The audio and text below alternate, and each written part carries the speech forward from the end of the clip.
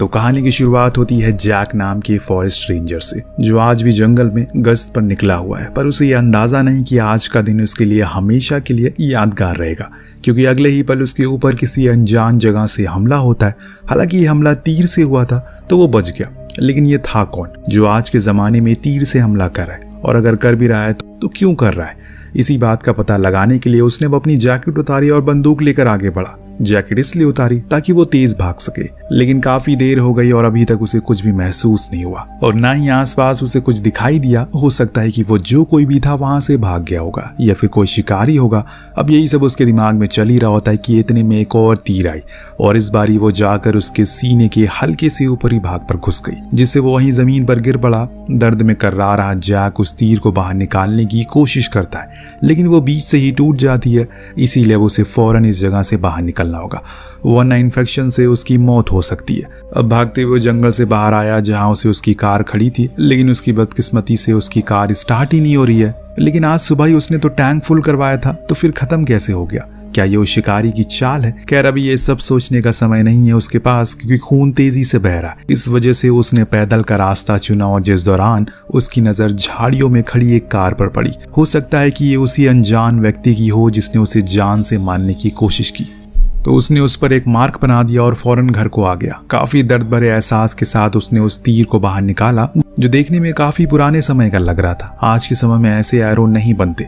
अब आपको लग रहा होगा कि जैक हमेशा से एनिमल लवर रहा है, पर ऐसा नहीं है। पहले वो खुद भी एक जमाने में शिकारी था जिसकी पूरी टाउन में चर्चा थी, पर उसकी बेटी अलीना को उसका ये काम पसंद नहीं था और यही वजह है कि उसने ये काम छोड़ दिया। दरअसल एक दिन जब वो अपनी बेटी के साथ कहीं से लौट रहा था तो वो कुछ सामान लेने के लिए उतरा, और जब वापस आया तो उसकी बेटी अचानक कहीं गायब हो गई। आज पूरे 5 साल होने को आ गया और आज भी वो उसे मिसिंग पोस्टर लगाता रहता है। लेकिन उस गम को बुलाने के लिए उसने शराब का सहारा लिया, जो इतनी ज्यादा हो गई कि उसकी बीवी तक उसे छोड़कर चली गई। और इसीलिए अब वो अकेले ही रहता है। अपनी बेटी के लिए फॉरेस्ट रेंजर बन गया है ताकि जानवरों को बचा सके जैसे वो चाहती थी। उसने आधे से ज्यादा जंगल में कैमरास लगा रखे हैं, जिसकी मदद से वो घर बैठे ही सारी चीजों पर निगरानी रखता है। तो वहीं दूसरी ओर हम टाउन के न्यू शेरिफ एलिजाबेथ को देखते हैं, जो पुलिस इंचार्ज कार्ल के पास जाती है और अपने भाई क्रूम को छुड़ाने के लिए, जिसे एक अबैंडन्ड फैक्ट्री से पकड़ा गया है, जहां पर उसने 2 नंबरी काम किए होते हैं। अब यहाँ पर एलिजाबेथ की पोस्ट के कारण उसे छोड़ दिया जाता है, बस एक वार्निंग देकर। पर वापस जाते समय वो अपने भाई से पूछती है क्या उसने किसी को मारा है, तो वो बताता है कि नहीं, बल्कि उसे तो फैक्ट्री में काम करने वाले आदमियों ने मारा है, क्योंकि उन्हें पता चल गया था कि मैं किसका भाई हूँ। अब एलिजाबेथ उसे वहां से जाने से मना करती है, पर वो कोई जवाब नहीं देता। इस बीच उसके पास एक कॉल आई, एक नदी किनारे लाश मिली है, इसीलिए वो उस जगह के लिए निकल गई। इधर जैक के पास उसकी एक्स वाइफ आती है, जो चाहती है कि वो अपनी बेटी का फ्यूनरल कर दे, क्योंकि वो दोबारा माँ बनने वाली है और वो नहीं चाहती कि किसी भी बुरे अतीत के साथ उसके आने वाले बच्चे पर असर पड़े। लेकिन जैक मना करता है उन पेपर पर साइन करने के लिए, क्योंकि उसे अभी भी लग रहा है कि उसकी बेटी जिंदा है। और जब उसकी बीवी ने देखा कि वो अभी भी नशे में है, तो वो वहां से ये कहकर चली गई कि 2 हफ्ते बाद उसका फ्यूनरल है, हो सके तो आ जाना। अब सीन शिफ्ट होकर पहुंचता है उसी क्राइम सीन पर, जहां पर सभी पुलिस वाले उस लड़की की लाश को काफी बारीकी से देख रहे थे, लेकिन उन्हें कोई सबूत नहीं मिलता जिससे शिनाख्त हो सके कि इसका खून कैसे हुआ। तभी एलिजाबेथ के उसके गले पर चोट के निशान मिलते हैं। वो थोड़ा पुराना था, हो सकता है कि किसी के बदले की आग ने इसकी जान ले ली हो। और इसके बाद ये लोग आसपास की जगहों वाले इलाकों से खोजबीन करते हैं। इन्हें कुछ खून के निशान मिले, जिसका मतलब ये था कि ये काफी टाइम से घायल थी और जिंदा रहने की कोशिश में लगी थी, लेकिन वो खुद को ज्यादा देर जिंदा रख नहीं पाई। वहां से एक छिले हुए पेड़ पर एक टूटी हुई एरो दिखी, जिसे इन्होंने फोरेंसिक के लिए अपने पास रख लिया। अब स्टेशन आने पर जब एलिजाबेथ ने उसकी जांच की तो उसे उसके बीच में एक मार्क दिखा। हूबहू ये एरो उसी तरह लग रहा है जैसे जैक के सीने पर उस दिन लगा था। हो सकता है कि इन दोनों के बीच में कोई तालमेल हो। उस लड़की की शिनाख्त के लिए हर तरफ न्यूज चलाई जा रही है। जब जैक ने यह देखा तो उसे लगा कि कहीं ये उसकी बेटी तो नहीं है। वो फौरन शेरिफ के पास पहुंचा और बताया कि वो उस लड़की को लाश को देखना चाहता है। लेकिन जब उसने उसके मुंह से पर्दा हटाया तो वो कोई और थी, और इससे अंदाजा लगाया जा सकता है कि आज भी उसके दिल में कहीं कोने में यकीन है कि उसकी बेटी जरूर जिंदा होगी। उसके जाने के बाद एलिजाबेथ उसके बारे में वहाँ के डॉक्टर से पूछती है, तो वो सारी कहानी उसकी बताता है। उसकी कहानी जानने के बाद एलिजाबेथ को उसके लिए काफी बुरा लगता है। अगली सुबह काफी सोचने के बाद जैक ने आखिरकार उन पेपर पर साइन कर ही दिया, यानी कि अब उसकी बेटी का फ्यूनरल होगा। इतने में उसके पास वार्निंग अलार्म सुनाई देता है। कैमरा पर देखने पर पता चला कि कोई शिकारी है जो भाग रहा है, पर किसी जानवर के पीछे नहीं बल्कि एक लड़की के पीछे। इसीलिए फौरन वो अपनी बंदूक लिया और साथ में पेंट बॉक्स भी। ऐसा क्यों, वो आपको कुछ देर में पता लग जाएगा। वो उसी जगह पर पहुंचा जहां पर पहले हमला हुआ था और आज भी वही घटना दोबारा होती है, लेकिन आज वो पूरी तैयारी के साथ आया था। उसने हवा में पेंट उछाला और उस पर शूट कर दिया, जिससे पूरा पेंट नीचे गिर गया और इसमें वो शिकारी उसे दिखने भी लगता है क्योंकि उसमें वो लाल रंग लग चुका था, पर उसके बावजूद भी वो उसे पकड़ नहीं पाता और इस बात से उसे काफी गुस्सा आता है क्योंकि आज उसके पास एक अच्छा मौका था और इतनी में उसे वही लड़की मिली जिसके पीछे ये भाग रहा था।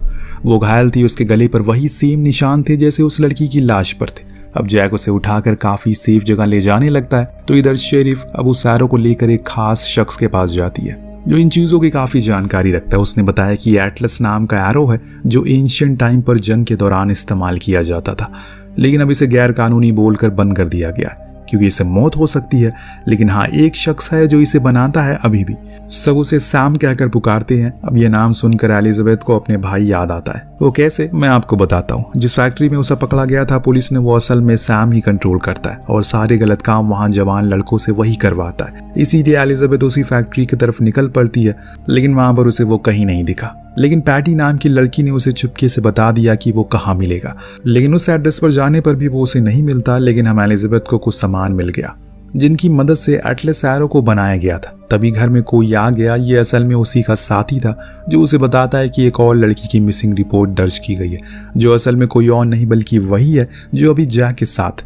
इधर जैक जंगल में उसे उठाते उठाते थक चुका है, इसीलिए उसने एक जगह पर उसे रख दिया कि तभी वही लड़की उस पर हमला कर देती, ये समझ कर कि कहीं वो शिकारी तो नहीं है जो उसे मारना चाहता है। लेकिन जैक उसे समझाता है कि वो उसके साथ सुरक्षित है, उसे कुछ नहीं होगा। हालांकि वो मानने को राजी नहीं हो रही है, लेकिन धीरे धीरे करके जैक उसे यकीन दिला ही देता है। अब दोनों वहीं एक बंकर में छुप गए जिसे उसने ही बनाया था इस जंगल में ताकि शिकारियों को पकड़ सके, पर फिलहाल वो खुद उसे बचने के लिए यहाँ छुपा है। वो उस लड़की से पूछता है कि उसका नाम क्या है, पर वो यहाँ तक कैसे आई, लेकिन वो कोई जवाब नहीं देती। असल में देगी भी कैसे, उसके गले की वोकल कॉर्ड को ही काट दिया गया है। जी हाँ दोस्तों, उस शिकारी ने बोलने की क्षमता को ही छीन लिया है ताकि वो चिल्ला ना सके और वो आराम से उसका शिकार कर पाए।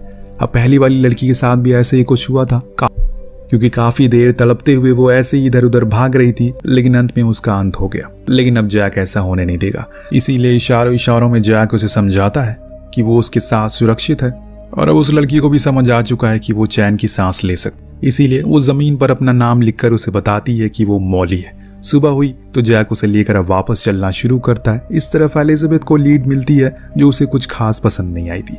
दरअसल मॉली को आखिरी बारी ग्रुप के साथ देखा गया था, लेकिन उसे शक जैक पर हो रहा है क्योंकि उसने आखिरी बारी कुछ शिकारियों के हथियार छीन कर खुद के पास रख लिए थे। वो उसे कहीं न कहीं साइको भी लगता है। क्या पता अपनी बेटी की मौत के बाद वो ऐसा बन गया हो। इधर जैक अब थका हारा घर पहुंचता है तो उसे वहां किसी के होने का अंदेशा लगता। वो चौकन्ना हो गया, लेकिन इतने में ही उस पर हमला हो जाता है। जी हाँ, उसका शक सही था।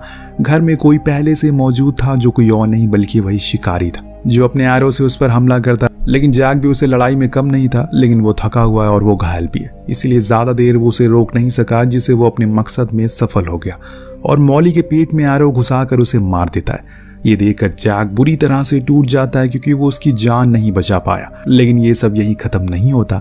इस बीच वहां आ जाती है एलिजाबेथ और अंदर घुसते ही उसने वहां मॉली की लाश देखी। तभी साइड में निकला जैक जिसके हाथों में बंदूक थी। अब ये साफ दिख रहा है कि जैक ने ही उसे मारा है। लेकिन असली कहानी में ट्विस्ट तो यहाँ आता है क्योंकि उसके पीछे खड़ा था वही शिकारी जिसने एलिजाबेथ को देख अपनी हाथों की उंगलियां चटकाई और इससे वो समझ गई कि ये कोई और नहीं बल्कि उसका खुद का छोटा भाई ग्रुप है जिसे वो हर बारी बचा लेती है। लेकिन इस बार वो क्या करेगी? आज भी उसने वही किया जो हर बारी करती है। उसने जैक को शूट किया जिससे ग्रुप को मौका मिल गया भागने का। वो भी गया जंगलों में जहां उसी का लगाया हुआ जाल में एलिजाबेथ गिर गई और चोटिल हो गई। अब तक जैक भी समझ चुका है कि एलिजाबेथ ने अपने भाई को बचाने के लिए ये सब किया, इसीलिए उसने उसी के रेडियो से एम्बुलेंस बुलाई ताकि वो मॉली को ले जा सके क्योंकि अभी भी उसमें जान बाकी है। और खुद वो कार लेकर पहुंचा सीधा अपनी एक्स वाइफ के घर जिसका पति पुलिस में था। जब उन्होंने उसकी हालत को देखा तो हैरान रह गए। वो जैक को हॉस्पिटल नहीं ले जा सकते, इसीलिए कार्ल ने उसी फैक्ट्री के बाहर खड़ी एक ट्रेलर में डॉक्टर को बुलाया, उसका इलाज करवाना शुरू किया।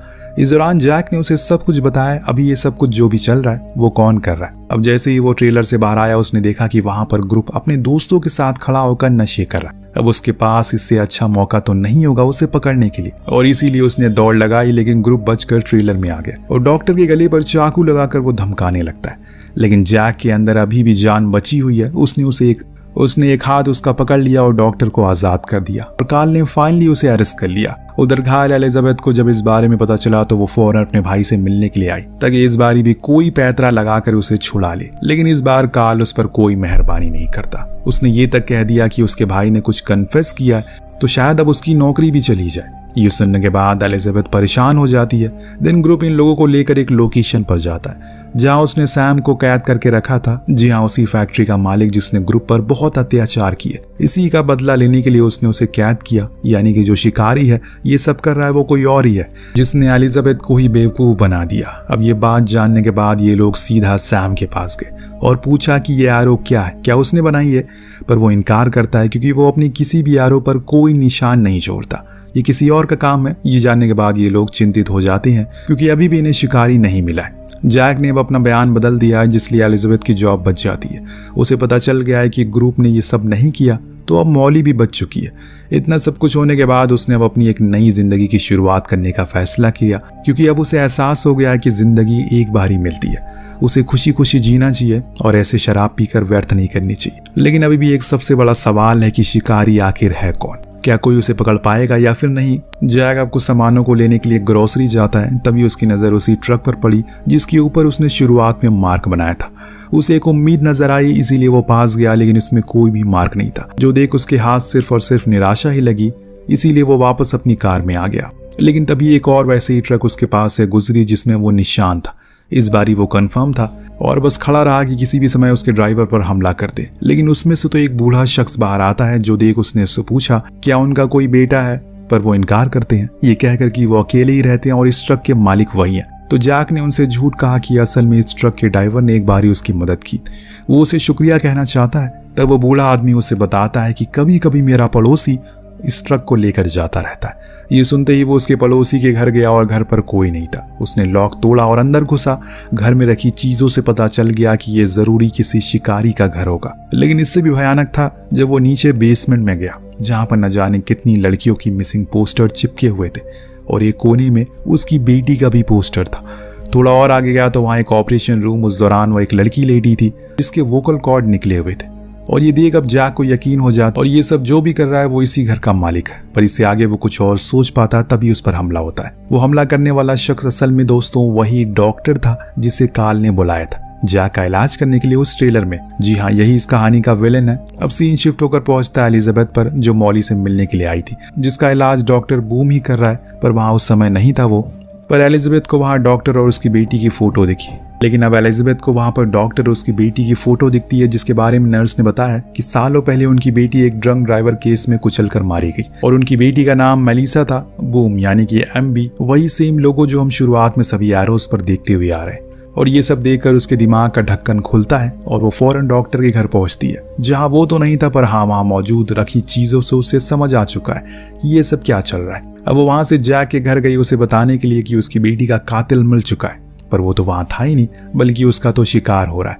जो चीज एलिजाबेथ उसके घर में लगे मॉनिटर में देख लेती है, क्या सच में जैक का शिकार हो सकता है? उसे अच्छा तो इस जंगल को कोई भी जानता नहीं है और उसने हर जगह पर ट्रैप को खोल दिया जिसमें एक में डॉक्टर फंस जाता और इससे पहले कि वो कुछ कर पाता जैक ने उसे मार मार कर उसका हुलिया ही बिगाड़ दिया। पर जान से मारने से पहले वो उसे पूछता है कि आखिर उसने उसकी बेटी को क्यों मारा। डॉक्टर एक बहुत ही अजीब सा जवाब देता है जो किसी भी समझ के परे है। उसका कहना था कि उसके पिता यानी कि वो शराबी था और उसे शराब पीने वालों से सख्त नफरत है क्योंकि एक शराबी ने उसकी बेटी की जान ली, इसीलिए वो सभी शराबियों से बदला लेता है। उसकी ये बात सुनकर अब जैक उसे पूरी तरह से मार देता है। पर तभी वहां एलिजाबेथ आ जाती है जिसने कहा कि इसे पुलिस के हवाले कर दो। पर जैक को पता है कि पुलिस कुछ नहीं करेगी, उसे सजा देना होगा, इसीलिए उसने खाई में उसे नीचे फेंक कर पूरा किस्सा खत्म कर दिया। अब एलिजाबेथ भी कुछ नहीं कर पाई क्योंकि शायद उसे भी पता है कि ऐसे लोगों के साथ ऐसा ही होना चाहिए। अब जैक ने टाउन के हर जगह से अपनी बेटी का पोस्टर हटा दिया क्योंकि अब उन्होंने उसका फ्यूनरल कर दिया है। उधर एलिजाबेथ ने उस फैक्ट्री को तोड़कर गिरवा दिया है ताकि उसके भाई की तरह और जैसे जवान लोग की जिंदगी बर्बाद ना हो। इसी के साथ ये कहानी यहीं पर समाप्त होती है। आपको कहानी कैसी लगी हमें कमेंट करके जरूर बताइएगा। मिलते हैं अगली वीडियो में। Thank you so much watching. Piece.